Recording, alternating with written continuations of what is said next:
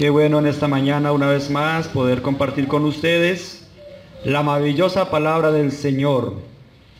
Así que les invito para que estemos atentos, porque lo que el Señor nos va a transmitir en esta mañana podría bien prestarse para dos interpretaciones. Así que veamos con cuál usted se quiere quedar. Así que les invito para que estemos bien atentos a lo que el Señor nos dice. Y en esta oportunidad que Dios nos regala, vamos a sintetizar, o mejor a resaltar algunos valores de uno de los 12 discípulos de Jesús. En esta ocasión, Pedro. ¿Qué sabemos de Pedro? Bueno, conocemos que Pedro era una persona reaccionaria, como muchos de nosotros lo podemos ser. Pedro era uno de los que hablaba y luego pensaba, ¿cierto? También sabemos que Pedro era explosivo, de esos que decimos que es de mecha corta, que se encienden rapidito, que se encolerizan rápido. Ese era Pedro. Pero también vamos a ver a la luz de la Biblia, a la luz de la palabra del Señor, si esa personalidad impulsiva, tosca, el Señor la anuló o la aprovechó. ¿Sí? Es decir, ser impulsivo puede constituirse en algo útil dependiendo qué tan lejos o qué tan cerca estemos del Señor. Y les invito para que abramos nuestras Biblias y nos ubiquemos en el libro de San Mateo, en el capítulo 14, los versículos 22 al 30. Y vamos a estar atentos porque van a haber una serie de comparaciones. Vamos a dar un recorrido por los 4 evangelios, así que vamos a aprender mucho en esta mañana acerca de lo que Dios, de los detalles que Dios tiene para nuestra salvación. Evangelio según San Mateo, capítulo 14, versos 22 al 30. Dice allí: enseguida Jesús hizo a sus discípulos entrar en la barca e ir delante de él a la otra ribera, entre tanto que él despedía a la multitud. Despedida la multitud, subió al monte a orar aparte, y cuando llegó la noche estaba allí solo. Y ya la barca estaba en medio del mar, azotada por las olas, porque el viento era contrario. Mas a la 4ª vigilia de la noche, Jesús vino a ellos andando sobre el mar. Y los discípulos se turbaron diciendo: un fantasma. Y dieron voces de miedo. Pero enseguida Jesús les habló diciendo: tened ánimo, yo soy, no temáis. Entonces le respondió Pedro y dijo: Señor, si eres tú, manda que yo vaya a ti sobre las aguas. Y él dijo: ven. Y descendiendo Pedro de la barca, andaba sobre las aguas para ir a Jesús. Pero al ver el fuerte viento, tuvo miedo, y comenzando a hundirse, dio voces diciendo: Señor, sálvame. Queridos hermanos, este capítulo posee datos interesantes de la vida de Pedro. Sucede después de que el Señor alimentara a más de 5,000 personas. Los evangelios, como nosotros los conocemos, están clasificados. Los primeros 3 se les llaman sinópticos, y es una palabra griega que significa ver juntos, desde la misma perspectiva. Porque Mateo, Marcos y Lucas escriben bajo un mismo perfil, bajo una misma perspectiva. Lucas y Mateo se alimentan de Marcos, pero los 3 se alimentan de una fuente llamada Q, que significa estar en acuerdo. ¿Ok? Los 3 tienen mucha semejanza. Pero hay eventos que en la vida de Jesús los 4 evangelios los comentan. Y uno de ellos es la alimentación de las 5,000 personas. Pero por favor, no vayan a perder de memoria el relato de San Mateo 14 que acabamos de sostener. ¿Sí? La palabra nos dice que los que comieron era como 5,000, sin contar las mujeres y los niños, porque en aquella época no se contaban. Entonces tenemos que asumir que era una gran cantidad de gente, quizás 10,000, quizás 20,000, o algunos han llegado a decir que eran 30,000. Este evento, mis hermanos, es registrado por los 4 evangelios. Pero Marcos agrega detalles y Juan también agrega unos detalles más específicos acerca de este pasaje. Por ejemplo, volviendo al pasaje del relato de que Jesús caminó sobre las aguas, Marcos dice que cuando Jesús hizo entrar a los discípulos en la barca e ir delante de él a la otra ribera, dice que cuando vino un viento que les era contrario y que estando ellos azotados por una gran tormenta y a punto de morir, hermanos, dice la Escritura que Jesús los veía remar. Y quisiera que me acompañaran para que diéramos comparación a estos dos textos, allí en el relato de San Marcos, en el capítulo 6 y el versículo 48, perdón. Miren lo que dice: y viéndole remar con gran fatiga, porque el viento les era contrario, cerca de la 4ª vigilia de la noche, vino a ellos andando sobre el mar y quería adelantárseles. ¿Qué está diciendo allí Marcos? Miren que en el libro de San Mateo no se dice de que Jesús lo veía remar, pero aquí en el libro de San Marcos hay un detalle específico. Marcos dice que Jesús les veía remar. Y saben, mis hermanos, qué gran aliento nos trae este detalle que Marcos menciona en su libro, porque nos dice que Jesús no está lejos de nosotros. Nos dice que Jesús está pendiente de cada uno de nosotros en las dificultades, cuando llegan las pruebas, cuando llegan las adversidades. Jesús está al control de nuestras vidas. Qué maravilloso detalle, mis hermanos, es saber que Jesús no ha perdido de vista a ninguno de sus hijos, y que por el contrario, Jesús se compadece de nuestras necesidades, está pendiente de nuestros temores y quiere en gran manera ayudarnos en nuestras manifiestas necesidades. Jesús, mis hermanos, está al control de nuestras vidas, y Jesús estaba al control de aquella barca que ya era sacudida fuertemente por una tempestad. ¿Han habido tempestades en tu vida? Jesús está al control de tu vida. Y muchas veces, hermanos, llegamos a orar diciendo: Señor, toma el control de mi vida. Y nos olvidamos, hermanos, que Él siempre ha tenido, tiene y tendrá el control de nuestras vidas. Él nunca está ausente de nuestras vidas.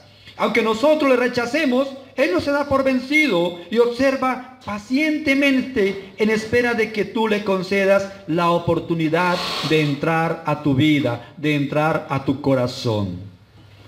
Y saben, mis hermanos, la mayor necesidad del hombre es la mayor oportunidad de Dios. ¿Lo creen así? Yo lo creo así, mis hermanos. Qué bendición tan grande. Este pasaje dice que el Señor los veía remar. Juan agrega otro detalle con relación a la alimentación de los 5,000.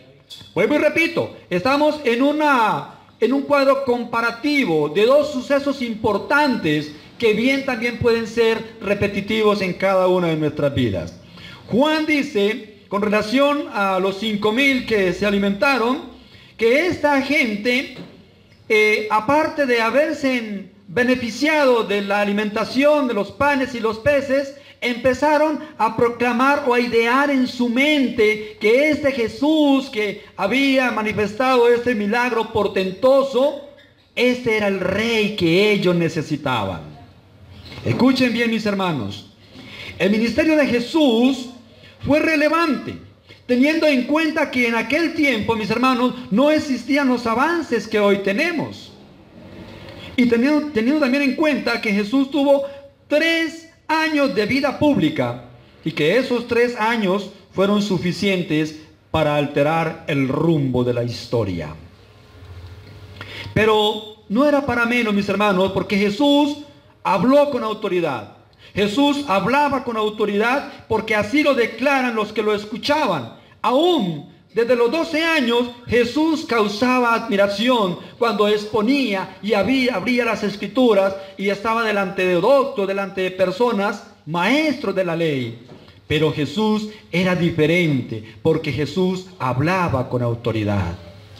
Mis hermanos, Jesús en su ministerio sanaba, resucitaba a los muertos, expulsaba demonios. ¿Qué era lo único que faltaba que Jesús hiciera? Díganmelo ustedes, mis hermanos. Ya sanaba, ya expulsaba demonios, resucitaba muertos. ¿Qué le faltaba a Jesús hacer? Mis hermanos, multiplicar los alimentos. Y cuando Jesús lo hizo, la gente dijo: ¡oh, qué maravilla! Este es el rey que necesitamos. Así que la gente empezó a idear aquel rey, aquel hombre que derrocaría el poder romano. Pero ¿saben, mis hermanos? Dentro de toda esa gente, entre esos 5,000 y más, porque había mujeres y niños, los 12 discípulos estaban trabajando exhaustivamente para infundir en la idea de estos hombres, de estas personas, que proclamaran a Jesús rey. Ese era el esfuerzo mayor que los discípulos estaban realizando en ese momento. Y saben, mis hermanos, comparto con ustedes un pasaje de espíritu de profecía del libro deseado de toda la gente. Mire lo que dice la sierva del Señor. Dice: desde los días de Moisés, está sensible este teléfono. En los días de Moisés, Dios había alimentado a Israel con maná en el desierto. ¿Y quién era este que los había alimentado ese día, sino aquel que había sido anunciado por Moisés? Ningún poder humano podía crear de 5 panes de cebada y 2 pececillos bastantes comestibles para alimentar a miles de personas. Y se decían unos a otros: este verdaderamente es el profeta que había de venir al mundo. Y decían unos a otros, durante todo el día, esa convicción se había fortalecido. Es decir, esa idea de proclamar a Jesús empezó a rondar entre aquellas personas. Ese acto culminante les aseguraba que entre ellos se encontraba el libertador durante tanto tiempo esperado. Pero saben, mis hermanos, que Jesús, que sabe todo, que conoce todo, derrocó las esperanzas que ellos tenían de que le hicieran rey. Y dice Jesús, y dice la palabra, que Jesús hizo entrar rápidamente a sus discípulos a la barca para evitar que lo tomaran y le hicieran rey. Maravilloso, mis hermanos, lo que Jesús tenía en mente para sus discípulos. Jesús no quería que sus discípulos se entusiasmaran con la idea de tener un libertador, de tener un monarca, y que finalmente ese monarca pues resultara ser el rey a la fuerza. Jesús quiere ser el rey de tu vida y de mi vida, pero por libre albedrío. Porque tenga la convicción de que Él es tu Salvador. Porque tenga la convicción de que Él ya es rey de tu vida. No por un milagro, no por un beneficio propio. Y mis queridos hermanos, tomando toda esta serie de elementos y circunstancias, nos damos cuenta de que el evento de cuando Jesús camina por el mar sucede justamente después de la alimentación de los 5,000. Porque los evangelistas que lo registraron lo ponen después de ese suceso. Terminada la alimentación de los 5,000, viene el suceso cuando Jesús camina sobre el mar.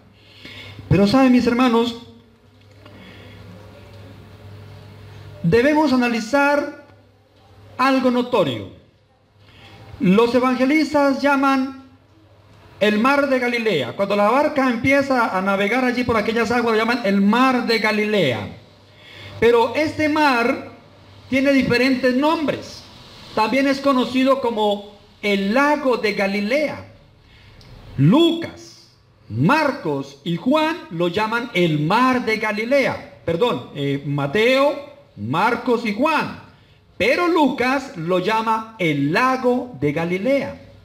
Para Lucas no es un mar, es un lago. Y Lucas está en lo cierto, porque no es un mar. Es un lago que tiene aproximadamente 35 por 30 kilómetros. Lucas dice que es un lago porque Lucas no era judío. Lucas era griego. Y como era griego, pues para venir a estas tierras de Judea, tocó zarpar un barco y navegar por las aguas del Mediterráneo. Así que Lucas analiza claramente, dice, no, para mí no es un mar, para mí es un lago. Pero mis hermanos, toda la economía giraba en torno a este lago. Y este lago tenía más de 70 puertos comerciales. Desde luego, los discípulos se sentían muy orgullosos. Aún nuestro Señor Jesucristo hizo su morada justamente allí, alrededor de estas tierras, exactamente en Capernaum.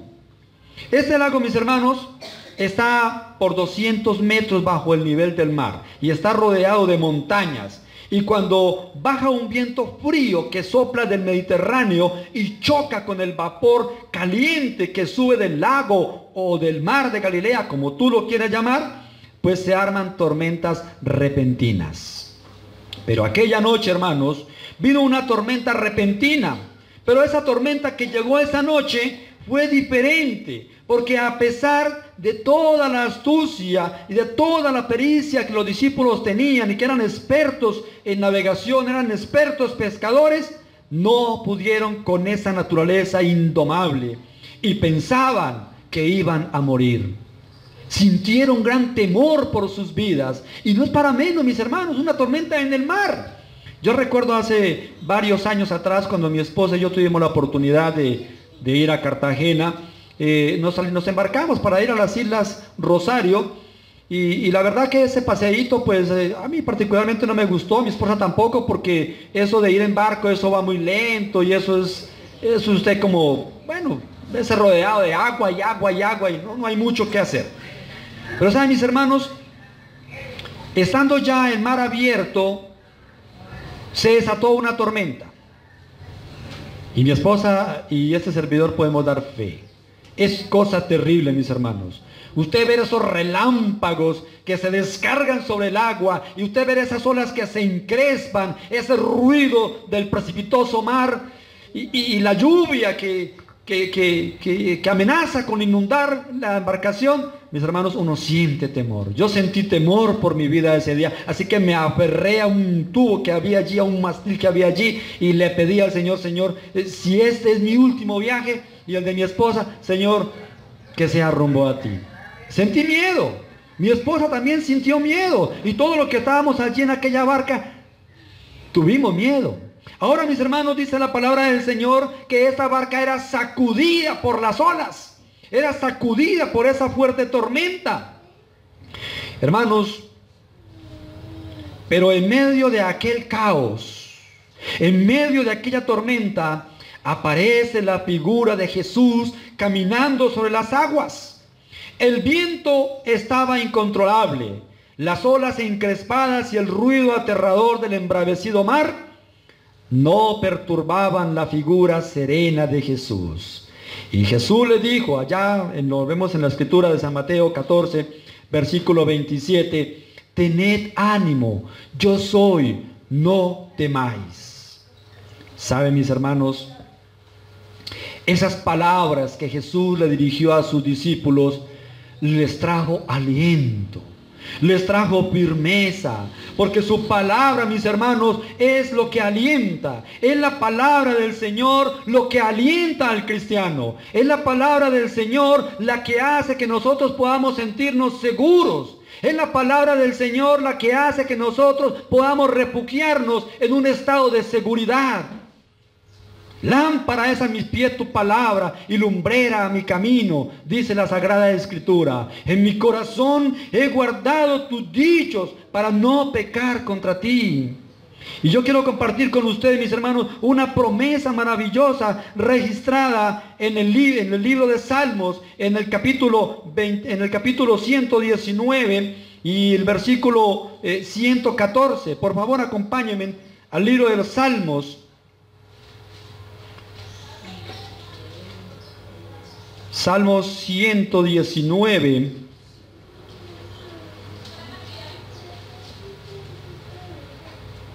Versículo 105, ya lo dijimos: lámpara es a mis pies tu palabra y lumbrera a mi camino. Pero hay otro pasaje, lo tengo aquí un poquito confundido. Aquí ya lo encontré. Salmo 119, versículo 114 dice: mi escondedero y mi escudo eres tú, en tu palabra he esperado. Cuando una persona está triste, mis hermanos, y viene a ti, ¿qué viene buscando? ¿Qué espera oír? Cuando tú estás triste, ¿qué quieres que te digan? Cuando tú estás acongojado, cuando tú estás en apuros, cuando tú estás en esos momentos en que te sientes derrocado, ¿qué quieres que te digan? ¿Qué esperas escuchar? Una frase de aliento, ¿cierto? ¿Quieres escuchar una palabra de esperanza? ¿Quieres escuchar una frase de apoyo? Pues, mis hermanos, esta situación fue la de los discípulos. Estando en aquella barca, a punto de perecer, a punto de sus vidas ser abnegadas, hermanos, la palabra del Señor viene y retumba en sus oídos: tened ánimo, no temáis, yo soy. Yo soy el que te dice que en mí tendrás seguridad. Yo soy el que puede salvar tu vida. Yo soy el que te perdona. Yo soy tu sustentador. Yo soy el que me preocupo por ti. Yo soy quien murió por ti. Yo soy la vida eterna. Yo soy a quien tú necesitas. Y eso lo entendieron plenamente los discípulos. Y dice la Escritura que en el momento ellos sintieron que esas palabras eran lo que ellos necesitaban. Ahora, mis hermanos,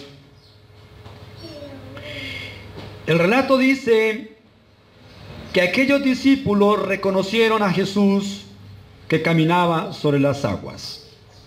Probablemente estaban todos los discípulos dentro de la barca. La Biblia no lo registra si habían 7 u 8, pero podemos deducir que estaban todos. Pero ¿quién es el que dice: Señor, si eres tú, manda que yo vaya a ti? ¿Quién es el que dice esas palabras? Pedro, ¿cierto? Esa expresión de Pedro no es de duda, hermanos. Por el contrario, lo primero que vemos en esta cercanía que Pedro estaba teniendo con Cristo es que él, estando cerca de Jesús, empezó a desarrollar un gran vínculo de fe. Y a veces cuando leemos este pasaje, mis hermanos, decimos: bueno, Pedro por impulsivo, Pedro por querer siempre estar por encima de los demás, pues hacía hasta este tipo de cosas y hablaba sin pensar. Pero saben, mis hermanos, Pedro, en el momento en que le dice al Señor: Señor, si eres tú, manda que yo vaya a ti sobre las aguas, nos está dejando una gran lección, un gran detalle. Y es que Pedro, mis hermanos, había tenido una cercanía tan íntima con Jesús que tenía fe y podía decirle: Señor, yo sé que tú puedes hacer que yo camine sobre las aguas, que yo vaya a ti sobre las aguas. Y eso fue lo que hizo. Pedro, mis hermanos, tenía una gran fe. Y esta es una de las grandes características del apóstol San Pedro, que muchas veces nosotros no la vislumbramos. Pero Pedro era un hombre de fe. ¿Quién se atreve a decirle: Señor, si eres tú, manda que yo vaya y camine por las aguas? ¿Quién haría ese pedido, mis hermanos? ¿Cierto que no lo haríamos? Porque, ¿saben, mis hermanos? Es un pedido como algo salido de la lógica. Pero Pedro, mis hermanos, era un hombre de una fe extraordinaria. de una fe portentosa. Esa es la fe que mueve montañas. Esa es la fe que puede hacer lo imposible imposible. Esa es la fe, mis hermanos, que abre puertas y cierra puertas. Y Pedro lo sabía claramente. Esa, mis hermanos, es la fe que nosotros debemos de desarrollar. Ahora, mis hermanos, no olvidemos que para tener fe hay que estar cerca del Señor. Tú le preguntas a las personas comunes, por así decirlo. Digo comunes porque nosotros, pueblo de Dios, somos personas muy especiales. Si le preguntamos a la gente común, ¿tiene fe? Oh, claro, yo tengo fe, ¿cierto? Pero ante una mínima dificultad, ¿qué pasa? ¿Qué pasa, mis hermanos? Vemos que la tal fe no existía, ¿cierto?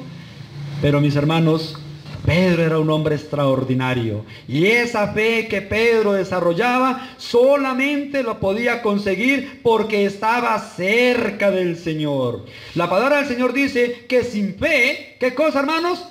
Es imposible agradar a Dios. Es imposible agradar a Dios si no tenemos fe. Dios manda y nosotros hacemos. Él habla y nosotros oímos. Él declara y nosotros confiamos. Y hay historias maravillosas, historias extraordinarias de grandes hombres de fe.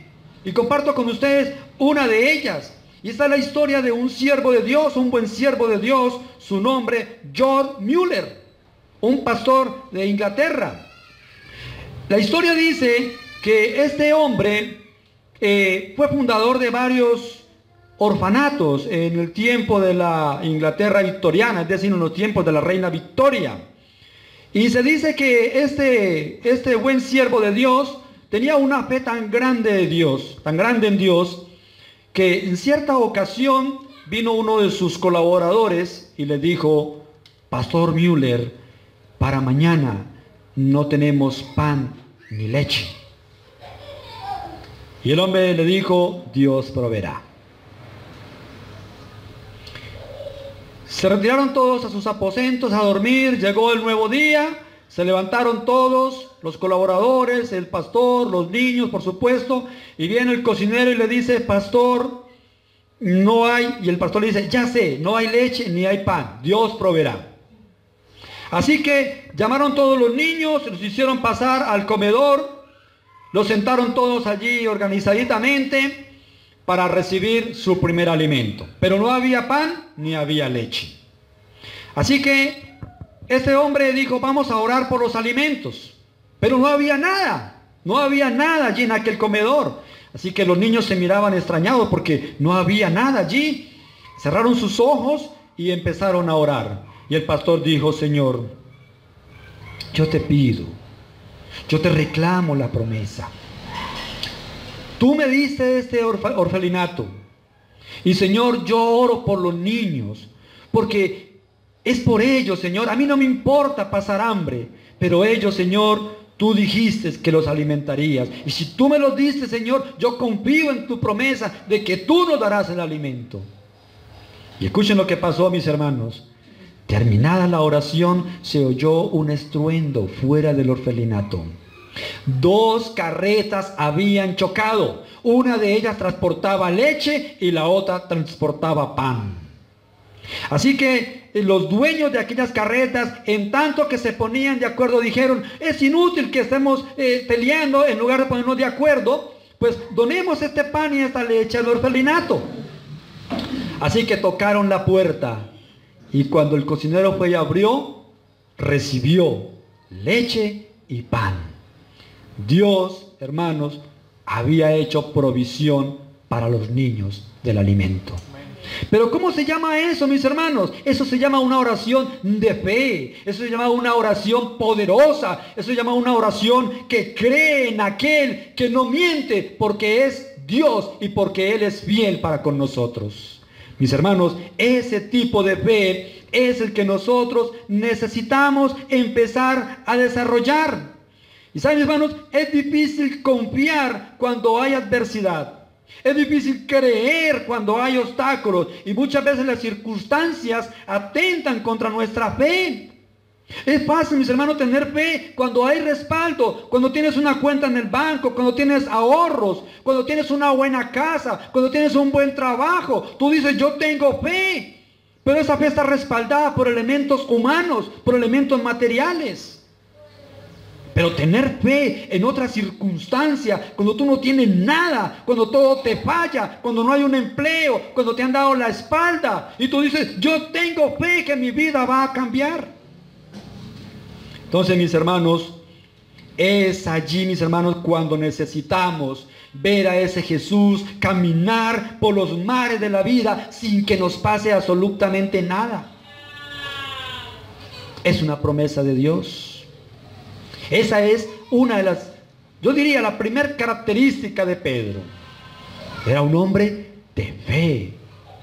Una segunda característica, un segundo aspecto de la vida de Pedro, acompáñenme por favor ahí mismo en el libro de San Mateo, en el capítulo 16. Jesús tenía un círculo de confiabilidad. Entre todos sus discípulos, Pedro, Jacobo y Juan eran un círculo de confiabilidad para Jesús. Ellos presenciaron muchas cosas maravillosas de Jesús, las cuales Jesús les encareció las guardaran en su corazón. Y esta es una de ellas. San Mateo 16, 13. Dice la palabra del Señor. Viniendo Jesús a la región de Cesarea de Filipo, preguntó a sus discípulos diciendo, ¿quién dicen los hombres que es el Hijo del Hombre? Ellos dijeron, unos, Juan el Bautista, otros, Elías, y otros, Jeremías o alguno de los profetas.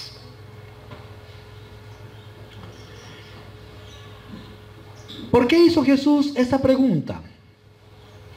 ¿No conocía Jesús acaso lo que había en la mente de los discípulos?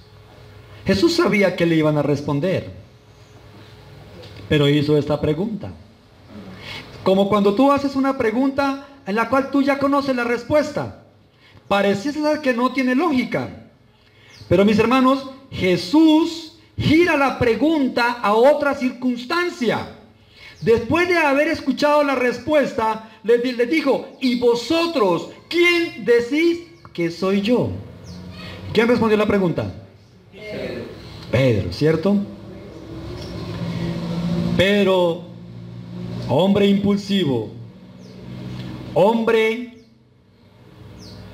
muy especial entre los 12. Pedro responde la pregunta. Respondiendo Simón, Pedro dijo, tú eres el Cristo, el Hijo del Dios viviente. Entonces le respondió Jesús, bienaventurado eres Simón, hijo de Jonás, porque no te lo reveló carne ni sangre, sino mi Padre que está en los cielos. Ah, mis hermanos, otra característica maravillosa de Pedro. ¿La perciben? ¿La captan, mis hermanos? Pedro era un hombre de sabiduría.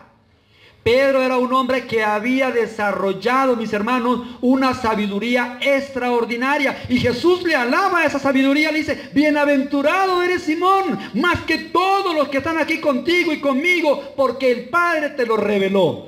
Ahora yo les pregunto una cosa a ustedes. ¿Puede Dios revelarle algo a alguien que no esté cerca de Él?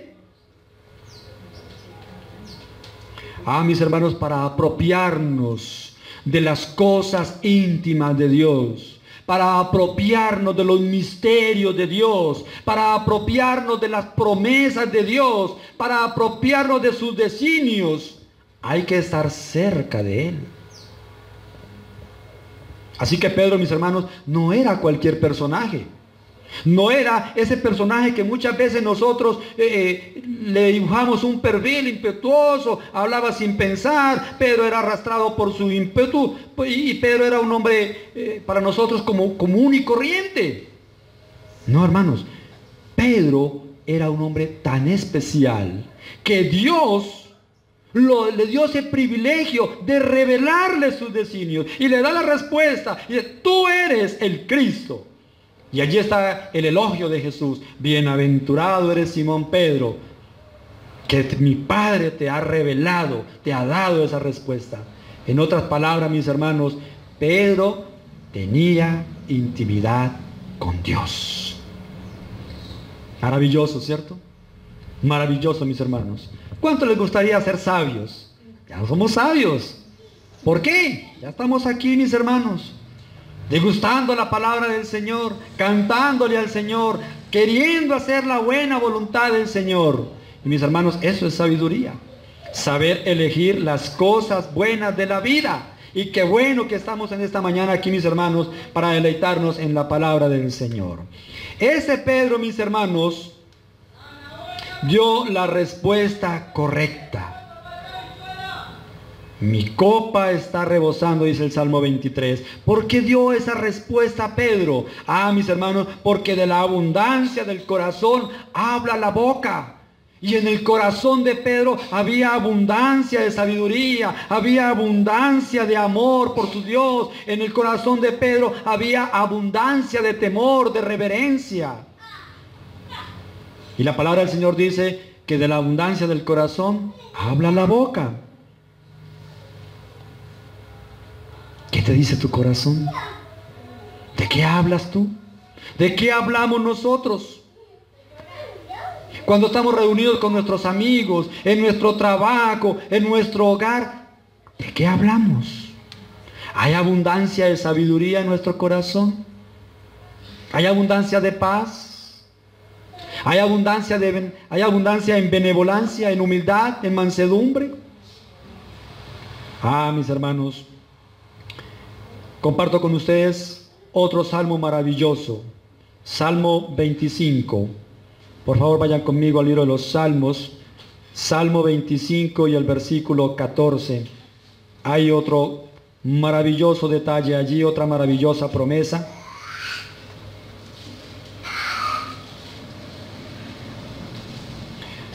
(25:14) dice: la comunión íntima de Jehová es con los que le temen. ¿Es con los quiénes? Con los que le temen, mis hermanos.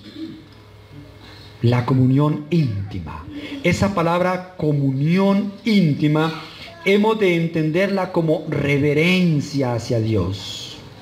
A veces uno escucha cómo se maltrata, cómo se insulta el nombre de Dios.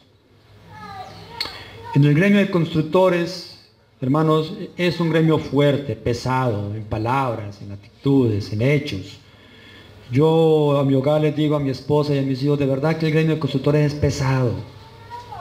Porque el pensamiento de estos hombres es un pensamiento muy distorsionado y siempre es inclinado hacia lo malo. Y uno de ellos decía: yo le pido al Zarco que me regale tal cosa y él me la da. Yo le pido al Zarco que me permita hacer tal cosa y él me lo permite hacer. El Zarco. ¿Y quién es el Zarco? Pues Dios. ¿Creen ustedes, mis hermanos, que ese es un buen calificativo para un Dios lleno de amor? El Zarco. ¡Qué irrespeto, hermanos! ¡Qué irreverencia tan terrible! El Zarco, Chucho, el man. Entonces, hermanos, comunión íntima con Dios es temor, es reverencia, es respeto. Y Pedro tenía eso para con Dios. Por eso, aunque Pedro era impulsivo, mis hermanos, Pedro tenía palabras de sabiduría y Dios le elogia por esas palabras. Mis hermanos queridos, Pedro es un personaje digno de imitar. Ahora, una tercera característica de Pedro. Vayamos por favor al libro de Mateo, al capítulo 26. Tengo el tiempo encima. San Mateo capítulo 26 y los versículos 47 al 51.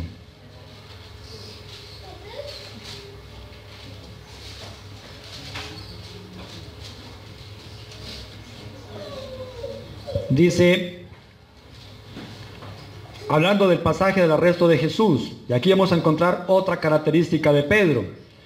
Mientras todavía hablaba, vino Judas, uno de los 12, y con él mucha gente con espadas y palos, de parte de los principales sacerdotes y de los ancianos del pueblo.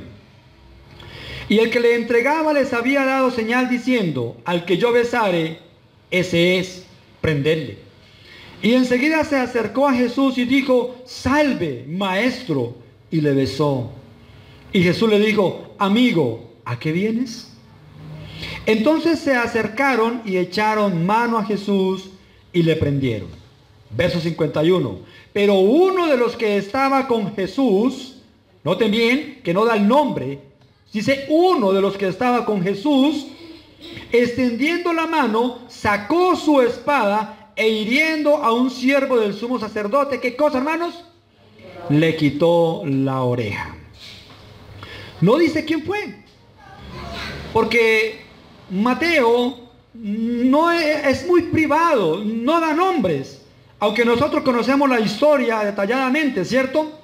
Pero en el libro de San Juan, allí encontramos detalles más acertados, más propios de ese suceso. Así que por favor, acompáñenme en el libro de San Juan al capítulo 18. Libro de San Juan, capítulo 18. El mismo suceso, pero con unos detalles más afinados, más expresivos. Libro de San Juan, capítulo 18. Dice: habiendo dicho Jesús estas cosas, salió con sus discípulos al otro lado del torrente del Cedrón, donde había un huerto en el cual entró con sus discípulos. Miren que el libro de Mateo no dice dónde estaba Jesús, dice que fueron a orar al monte. Pero aquí Juan dice que iban ¿a dónde? ¿A dónde iban? Al huerto. Y da también que había que cruzar un torrente que se llamaba el torrente de Cedrón. ¿Ya?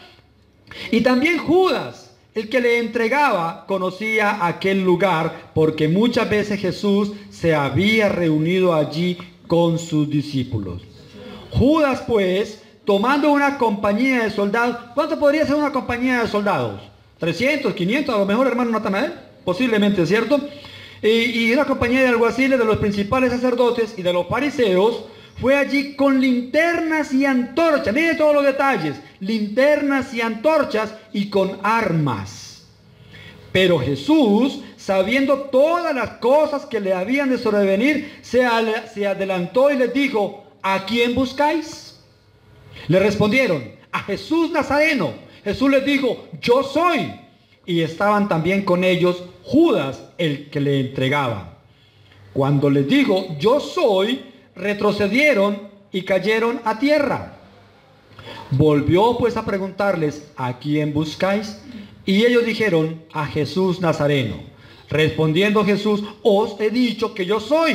Pues si me buscáis a mí, dejad ir a estos.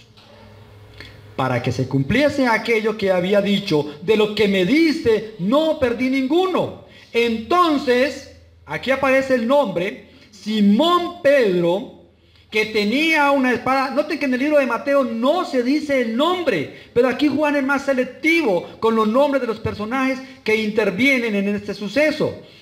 Entonces, Simón Pedro, que tenía una espada, la desenvainó e hirió al siervo del sumo sacerdote y le cortó la oreja derecha. Y el siervo se llamaba Malco. ¿Si notan el paralelo entre los dos pasajes, hermanos? Juan es más selectivo en su historia y es muy detallista en cuanto a las personas a lo que se refiere en nombres. Los otros evangelistas no lo hacen. Pero aquí encontramos unos detalles muy afinados, hermanos. Y uno de ellos es el amor que Jesús tenía por sus discípulos. Si me buscáis a mí, dejad ir a estos. Ese amor entrañable de Jesús. Jesús no quería que sus discípulos fuesen a ser dañados, que fuesen a ser perjudicados. Así que Jesús dice: me buscan a mí, pero a estos dejadlos ir. Pero encontramos algo más todavía. Encontramos un detalle grande en cuanto a los valores de Pedro. Ese detalle se llama valentía. Pedro, mis hermanos, osado e impulsivo, sacó su espada y dice que le cortó la oreja a este hombre. Pero mis hermanos, ¿ustedes creen que Pedro iba por una oreja? Pedro no iba por una oreja. Pedro no le dijo, ponme la orejita izquierda que te la voy a rebanar. No.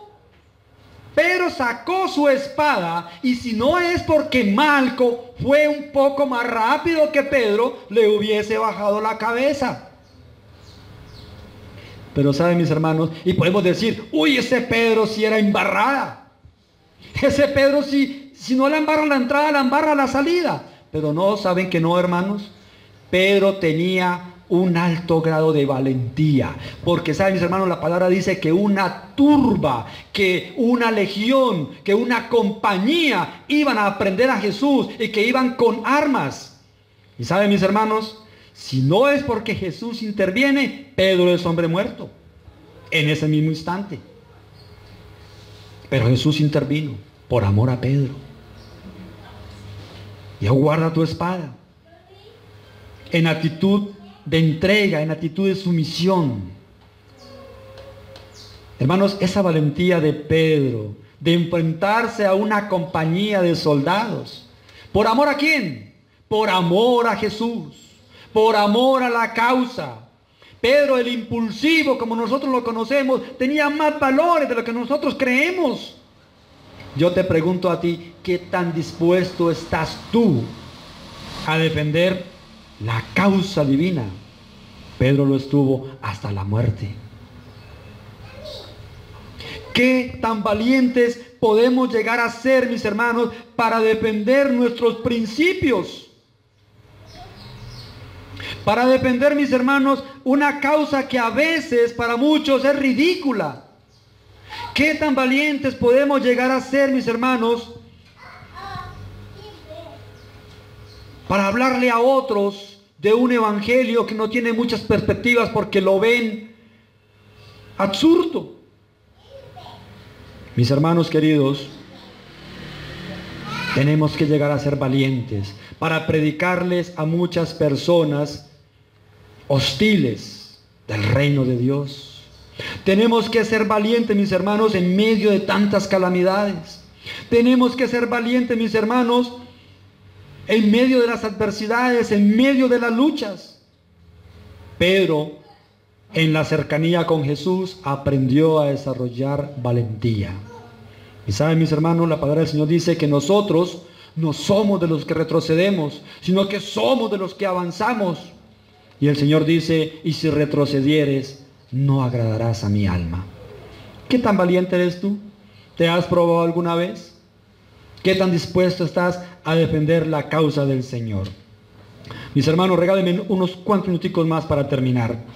Una última característica de Pedro la encontramos en el libro de San Juan, en el capítulo 21 y el versículo 1. Libro de San Juan, capítulo 21 y el versículo 1. Dice, después de esto, Jesús se manifestó otra vez a sus discípulos junto al mar de Tiberias y se manifestó de esta manera. Cuando dice que después de esto, mis hermanos, está creando un vínculo, un puente que nos trae la conexión entre lo que pasó allá en la crucifixión de Jesús, en todos esos sucesos, ese acontecimiento terrible que alborotó a Jerusalén por la crucifixión de Cristo. Ahora ya resucitado, dice, después de esto, está haciendo una conexión, un puente. Jesús se manifestó otra vez a sus discípulos. Y vuelve otra vez el apóstol San Juan a darnos detalles de las cosas que estaban sucediendo. Noten, como dice, estaban juntos. ¿Quiénes? Simón Pedro, para que no queden dudas. Simón Pedro, Tomás llamado el Dídimo. Dídimo quiere decir mellizo, es decir, Tomás tenía un hermano mellizo. Y aparece también Natanael, pero no nuestro hermano Natanael, sino Natanael el de Canaán, este es Natanael Baloyes, ¿sí? De Galilea. Y aparecen los hijos de Zebedeo y otros dos de sus discípulos, los cuales se reserva Juan. Pero bien sabemos, mis hermanos, no lo vamos a notar, que esos otros dos discípulos está hablando de que uno de ellos, ¿quién era? Él mismo. Él mismo. Solo que él es un poco exclusivista y se esconde detrás de la historia para no aparecer, para no darse méritos en su humildad, en su amor y en su mansedumbre. Juan entiende que el mérito es del Salvador. Qué detalle, mis hermanos. ¿Dónde te escondes tú? ¿Te escondes en la humildad? ¿Te escondes en la mansedumbre? Ah, mis hermanos, los discípulos ya conocen con certeza y sin duda que Jesús es el Mesías. Pero en el verso 2, en todos estos detalles que da Juan, nos dice que Jesús le había dicho a Pedro lo que haría de él. ¿Ustedes recuerdan qué frase maravillosa le dijo Jesús a Pedro cuando lo reclutó en sus filas? ¿Qué le dijo? Seguidme, venid en pos de mí, yo os haré pescadores de hombres. Pero mis hermanos, hay un detalle. Uno de los primeros discípulos que estuvo en la sepultura de Jesús y que pudo ver con sus propios ojos el sepulcro vacío fue Pedro. Motivo suficiente para desarrollar más su fe y creer que Jesús realmente había resucitado. Pero Pedro pasó por alto un detalle. Jesús le había dicho que le iba a hacer pescadores de hombres. Y ahora vemos a Pedro y a otros 7 de los discípulos una vez más en el mar de Galilea pescando, pero no hombres, sino pescando peces. ¿Será, mis hermanos, que muchas veces nuestra fe nos falla? Y volvemos otra vez a lo pasado. Volvemos a esa vida antigua, a esa vida que nada bueno nos dejó ni nos puede traer. Añoramos otra vez los peces de antaño. Pedro había tomado una decisión equivocada. Había vuelto otra vez a su vida pasada. Pero entonces, mis hermanos, Jesús, que lo ve, que lo sabe todo y que está pendiente de ti y de mí, les aparece una vez más y les dice estas palabras: hijitos, ¿tenéis algo de comer? Hijitos, hijitos, esa expresión de amor, de ternura, mis hermanos, solo puede provenir, solo puede salir de los labios de aquella persona que dio su vida por cada uno de nosotros. Hijitos, tú eres para él su hijo preferido. Yo soy para él su hijo preferido. Hijitos. Y saben, mis hermanos, él les dijo: echad la red. La respuesta de ellos le respondieron no. Y él les dijo: echad la red a la derecha de la barca y hallaréis. Entonces la echaron y ya no podían sacar la gran cantidad de peces. Y entonces Pedro reconoce que ese milagro solamente proviene de aquel que dio su vida por él.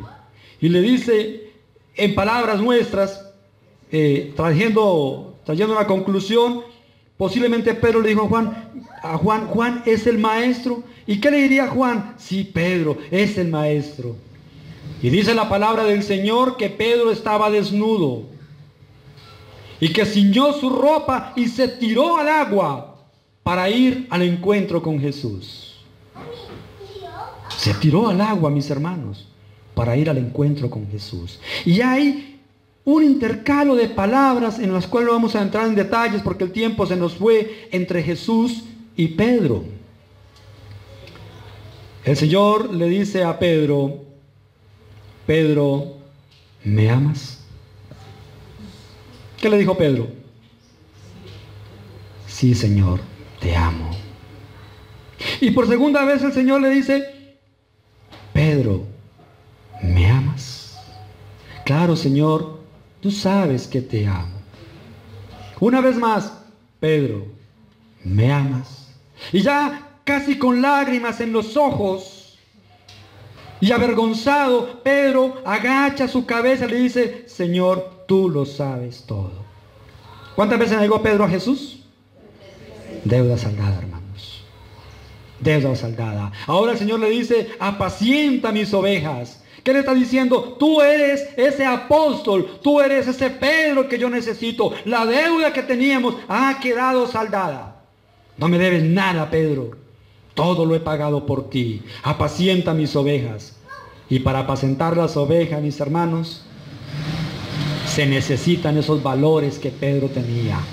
Fe, sabiduría, valentía y amor. ¿Crees tener esos valores, mi hermano?